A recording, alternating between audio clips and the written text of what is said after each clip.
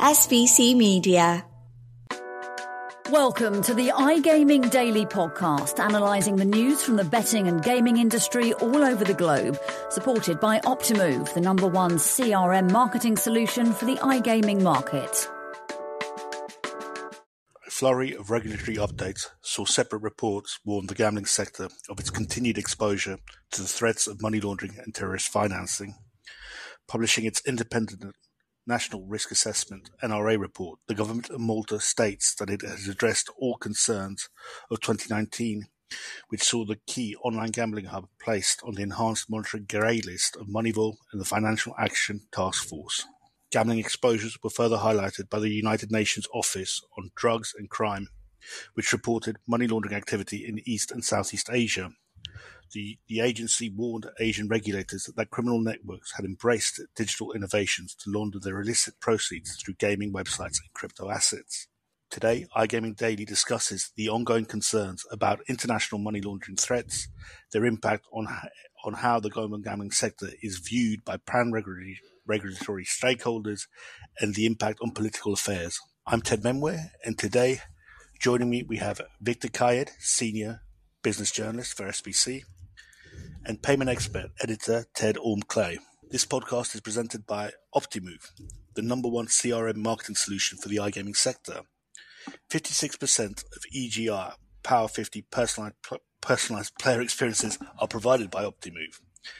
Optimove is the #1 CRM gaming solution for the iGaming market. And remember to visit Optimove at ICE 2024 London. Mention that you're a listener of the iGaming Daily, and you will receive your free Amazon voucher. What a great offer, guys. So, Ted, Victor, how you guys doing? Yeah, I'm doing all right. Ted. Thank you. Happy birthday. Thank you. Oh. Thanks for reminding me. Yes. To our audiences, I will be getting a free Amazon voucher. Don't mention my birthday. Mention Optimove. Ted, how you doing? I'm good, thanks, Ted. Happy birthday as well, Ted. And good to celebrate your birthday by getting back in the studio with you. It's been a while. Yes, the old Ted and Ted 1-2. Double impact, guys. I'm sure the audiences have missed us. So, you two payment heads, and you've chosen this subject matter. And, look, there's... AML reports get published every month, right, by various agencies. But why did you guys decide on this subject matter, and why should industry stakeholders take note of these two reports specifically? Ted, kick us off. I'll start with the Malta one. I think obviously Malta. I think the reason gaming stakeholders should pay attention to the Malta one is quite self-evident in the fact that Malta is a massive gaming hub in Europe. I think gaming in general accounts for something around 1/10 of the island's GDP, its annual sort of economic output. It's home to various gaming companies. I think the report, the National Risk Assessment itself noted that there's over 300 licensed sort of betting companies, including both operators and suppliers who are active there. So as a result of that, all of those stakeholders involved, as well as various companies who might have deals with these companies who just sort of have other interests in Malta, should probably be quite alert to any AML sort of threats or risks that the island faces, and they should be alert to the requirements it might be implementing or enhancing. As well as there's the whole background of Malta being on the FATF grey list, which it's now removed itself from during the course of the past couple of years. But I think we'll probably get onto that. Okay, so Victor, I'm going to pass it on to you. And this report's not specific to gambling, but gambling remains branded a high-risk sector. Why is that? Well, on one side, you have the fact that gambling, when it comes to players' funds, sometimes it can be very difficult to collect sufficient evidence of where this money comes from. So this is why I think it's labeled in the high-risk sector. The other thing is, especially with iGaming, is that when you have online gambling on the line, There is the potential of using virtual financial assets as a way of payments, which is also very difficult to track by law enforcement. And this has been a particular highlight in the NRA, not only in the NRA, in the global gambling industry in particular.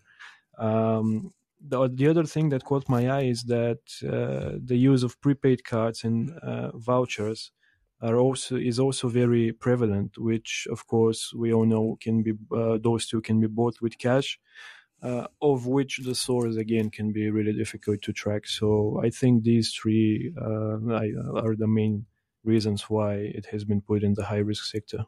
So since 2019, we've seen kind of the MONEYVAL spotlight on Malta, and Malta's now claimed that it's improved its oversight. But are these improvements really down to kind of regulatory intervention, or is it more of a higher command on regulatory compliance for the gaming industry? Ted? Yeah, I think that's a good point to make, Ted. I think, in my opinion, they're both kind of interlinked, really. I mean, so obviously for the background, you mentioned the MONEYVAL assessment. Malta was as I said earlier, was included on a grey list of financial jurisdictions that was sort of deemed as high risk. It's a list shared with a lot of countries that have sort of various problems of economic and political instability, financial instability. It's not very good PR, let's just put it that way, to be on that list, I'd say. And to get off it, Malta was tasked with achieving a number of action plans. These were then achieved. I believe it was delisted from the grey list in 2022. And then obviously, and a lot of that was to do with, well, given that the FATF is the global task force of what is it, the G7 to combat money laundering and terrorist financing, all of those tasks and plans they had to complete were related to their own money laundering standards and then combating that within their own economy. So in that case, I guess, it is a result of direct sort of regulatory intervention, because the regulators and the government will have been taking a lot of action to ensure those plans were completed and achieve its removal from the grey list. But at the same time, the gambling companies themselves will probably have looked at that and thought, well, we need to play a part in this. Especially considering how many of them call Malta their home. A lot of them operate internationally using MGA licenses. The MGA is often it's got quite a good standard associated with it, so it's in their interest as well to make sure that the island has a good financial reputation. Because in effect, I think there's kind of a domino effect on their own reputations. I mean, I'm not sure if you'd agree with me on that one, Ted, but that'd be my assessment of it. Okay, so let's talk about this kind of domino effect, and if there is kind of ripple factors coming in. What should we expect from the MGA moving forward on AML and financial duties? Viktor, do you see them becoming a more stringent regulator? Yeah, of course. Although Malta was put on the grey list, and this will come up over and over again because it's not something to pass by. In just under a year, it managed to delist itself from that grey list with the help of the MGA, which I think is a huge achievement for the whole, not only for Malta, but the gambling industry. It really showed what the industry is capable of doing when it sets itself this goal of becoming more, introducing a safer environment. And so far, from what we've seen, the reason I want to go back to the reason that it was first grey listed in the first place. The FATF cited that it's because of shortcomings when it comes to the assessment regarding beneficial owners and shortcomings when it comes to sanctioning. Just exactly 1 year later, when Malta was delisted, the then president of the Financial Task Force mentioned those same things, and he said that there have been huge achievements in this regard, so that's why they're delisting it. So this only goes to show that the professionalism of the MGA and the the things that we should expect really from the regulator.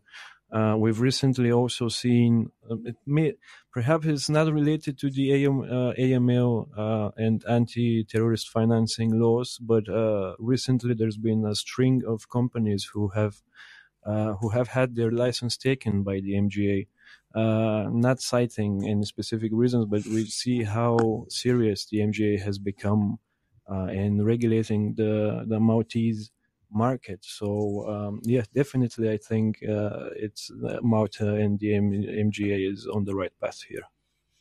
So Ted, just to finalize,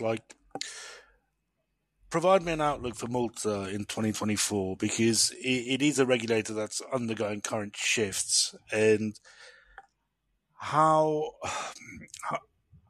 substantial is AML or them strengthening kind of AML frameworks in the upcoming months and kind of continuing this pattern, but also where, from a regulatory perspective, where is the Malta heading to? This is a bit of a two-pronged sort of question, isn't it? Because there's two things to address here. Yeah, there's two things to address here. First off is, as we mentioned earlier, the significance of, in fact, not just the significance of gaming, but also the significance of several other, I guess you could just, I'll loosely use the term financial sectors to the country's economy, all of which AML and CTF, as well, counter-terrorist financing, are both essential to the stability of and the reputations of. So as I said, gaming is around 1/10 of the country's economy, but financial services are huge. There's various payments firms there. The NRA itself noted that I think it used a term that banking is at the core of the island's economy. Having some robust AML procedures is really fundamental to the continued sort of sustainability of those businesses, whether they attract continuing investment, whether they attract continuing partners and clients. So that's going to be pretty fundamental as like a regulatory objective for the Maltese authorities to keep working on that.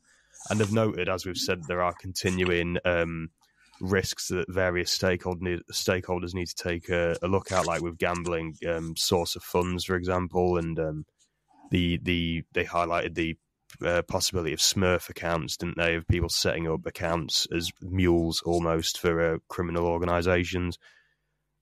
Secondly, the regulatory outlook for them as well is connected to, there's been some, I think this is something you might have be a bit more clued up on than me, Ted, but there's been some, maybe conflict isn't the right word, but sort of a bit of butting of heads between the MGA and some different European regulators, is there not, with regards to Bill 55, Malta-based and licensed companies being subject to sanctions in other countries, and there's a bit of there's been a bit of friction between the MGA and some other regulators in this regard. Yeah, I think we're going to move kind of more into oversee kind of Malta's position in kind of the next half within against what's going on in a wider regulatory backdrop.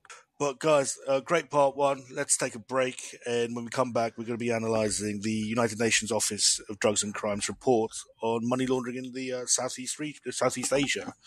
Okay, thanks, guys. Brazil, a global economic powerhouse, deeply passionate about sports, and now home to one of the hottest markets in gaming.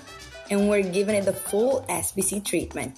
Join industry leaders, market experts, and all the major players in the country for 3 days of content, exhibition, and epic networking at the first ever SBC Summit Rio.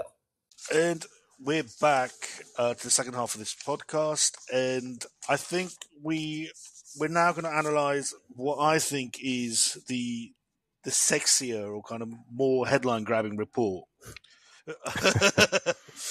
Which is the United Nations Agency on Crime, looking into money laundering in Southeast Asia. And to me, are we kind of witnessing just a complete fallout of Asian gambling just becoming kind of plagued by criminal activity? If the headlines are to believed so, yes. It's certainly, as you said, it's definitely the more attention-grabbing of the two stories we've had today. you do regularly see a lot of, maybe not a lot, but you do see updates coming from Southeast Asia a fair bit about sort of money laundering risks and, the possibility and allegations of criminal activity within gambling. And this is clearly something that has caught the UN's attention. They released this, as you just mentioned, quite an alarming report into possible sort of money laundering and terrorist financing activities in Southeast Asia. One of the things I noted so it's important as has become quite clear by our conversation so far, money laundering is something that the gambling industry always has to be wary of. The gambling industry, due to it, especially land-based casinos being high cash, is always going to have that risk of being targeted by criminals as a way to clean funds that they've gained from various illegal activities. The thing that the UN were concerned about in Southeast Asia was that not only have a lot of established historical land-based casinos been targets for this, since the COVID-19 pandemic, there's been a surge in online gambling, which they're concerned now that these various platforms are being utilised for that purpose, as well as the fact that a lot of online platforms there are illegal in the countries they're in anyway. So you've not only have you got the crime of money laundering being committed, some of the funds that are going to be that illegal casinos are being used to launder will be gained from illegal gambling to start with. This also relates to some stuff they highlighted about cryptocurrency as well, and cryptocurrency scams and a rise in exchanges there that could be used for washing criminal funds, if you want to use that term. So yeah, it's clearly something that is catching the attention of a lot of authorities, and there's been a lot of international collaboration on this matter, according to the UN. So Victor, give me the backdrop here for Southeast Asia, and one of the things that has to be highlighted is the real problem here that there is no binding or even attempt to make kind of uniform laws on gambling as a region or as a continent. It isn't just the case that Asia is just an easy target for criminal gangs to be active in. Well, to be honest, the backdrop is that it is the Wild West. It is what it sounds like for criminal organizations. Right now, the map looks like this. Every country in Southeast Asia has kind of its own vision for the gambling market. In some countries, like Myanmar, it's legal. In some countries, like Thailand, it's illegal. But there is a disparity between between these visions. However, the common thing among all of these countries is I would say the absence of laws being implemented. In Myanmar, for example, we all remember the coup. Armed groups are very prominent, which makes it easier for criminal organizations to do business with them. It's the same with criminal groups in Laos. And the other thing that makes it even more easier is, the reason why I don't think that there is going to be any unified gambling framework is the setting up of special economic zones, which basically are zones established within countries with special laws, trade laws in them. To encourage trading with neighboring countries. For example, a good example of that is the so-called Golden Triangle in Laos, where Myanmar and Thailand and Laos connect, and this has been the target of a lot of accusations of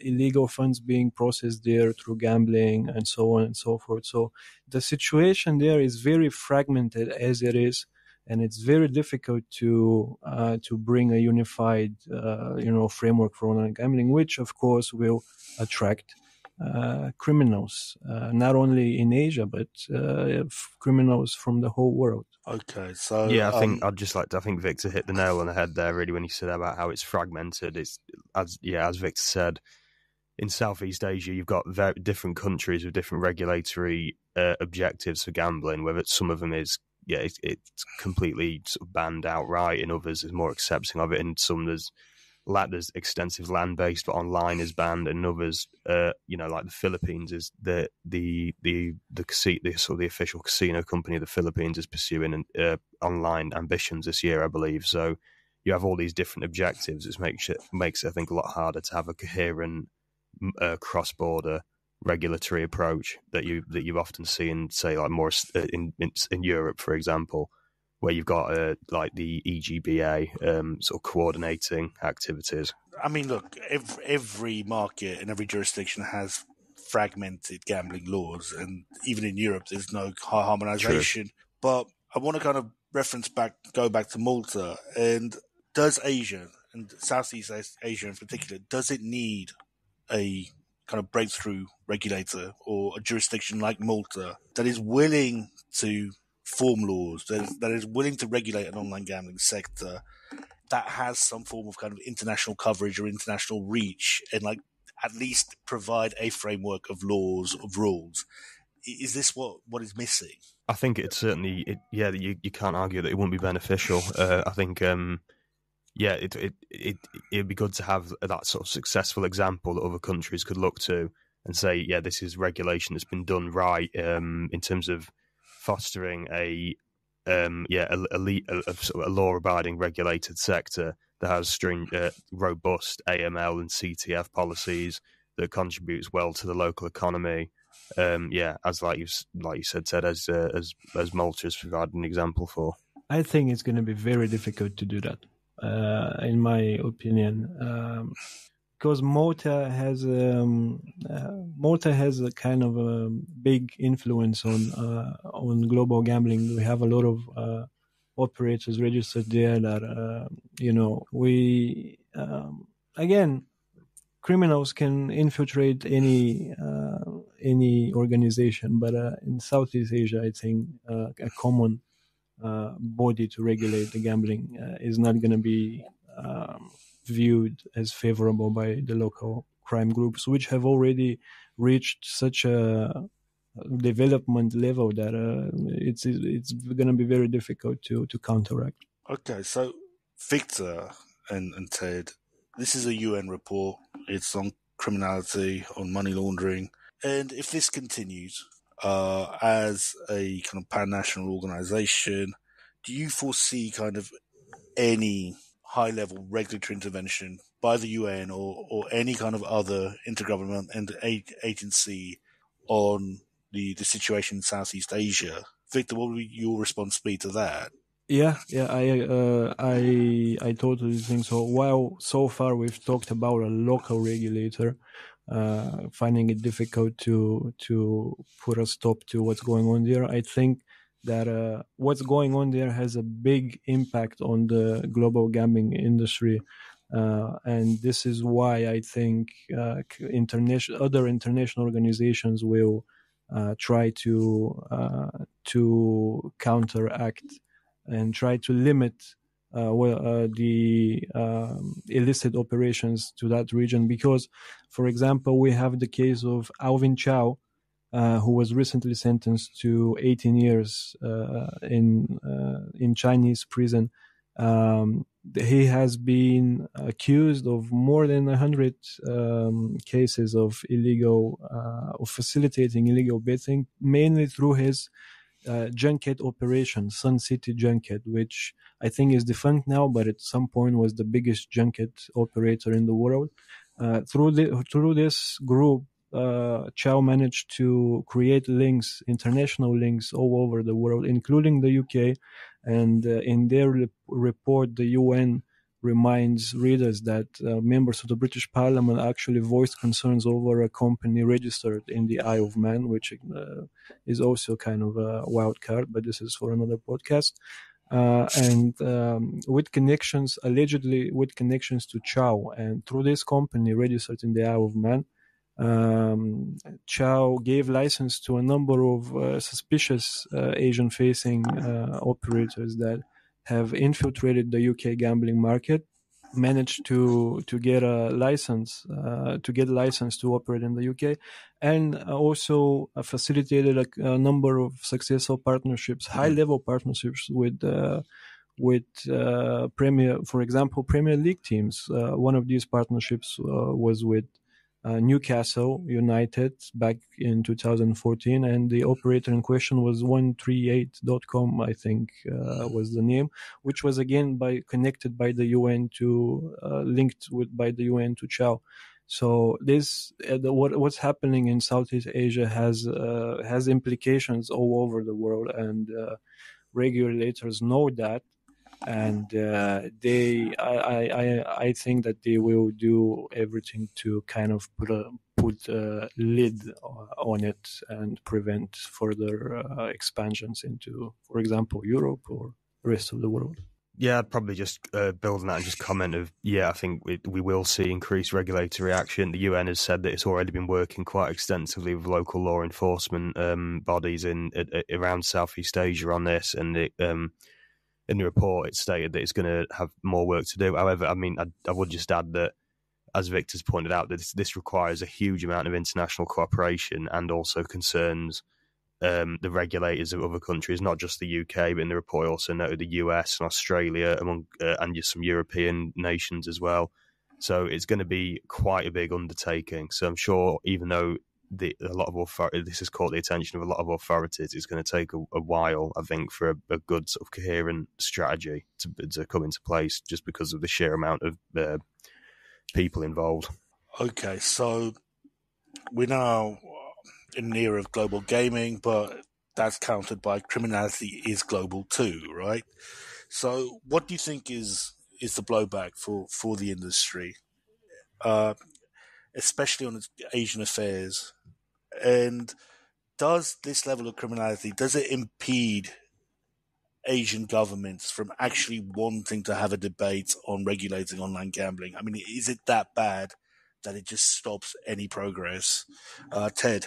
For now, yes. I think until this threat that UN has identified in certain countries, gambling systems, as well as the existence of illegal gambling operations, I think until that's sort of effectively dealt with, it might well impact the expansion of the industry, of the regulated industry regionally.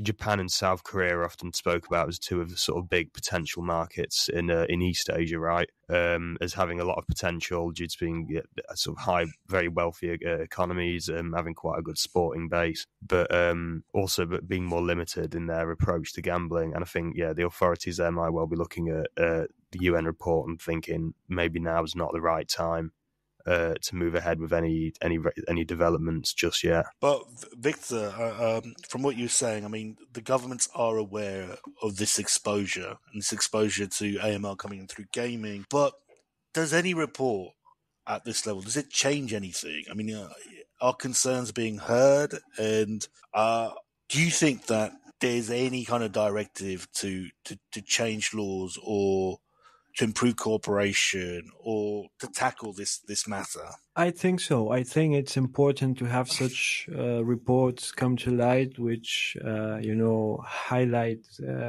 what's wrong in the industry, criticize it, and essentially call for stricter measures, because we have to hold accountable. We have to hold governments accountable for their shortcomings, and I think reports like that, although it might take time, reports like that bring results.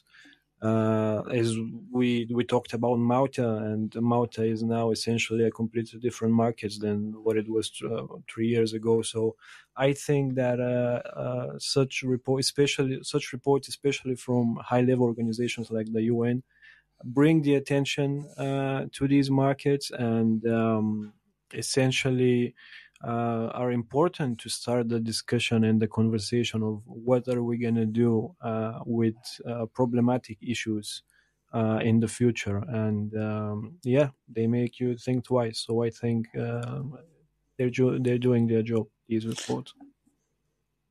Ted, I'm going to end it with you and just asking you the question of, as a journalist, how are you following this story? How are you following its developments? Where do you see this this taking us to? I think obviously we're paying attention to anything that the UN has that follows up to this. I think it's also quite important to keep an eye on some of the plans that the Philippines have. Is it PAGCOR has in the Philippines for the sort of the prospective launch of their online gaming market, and some of these payments and AML implications that might surround that.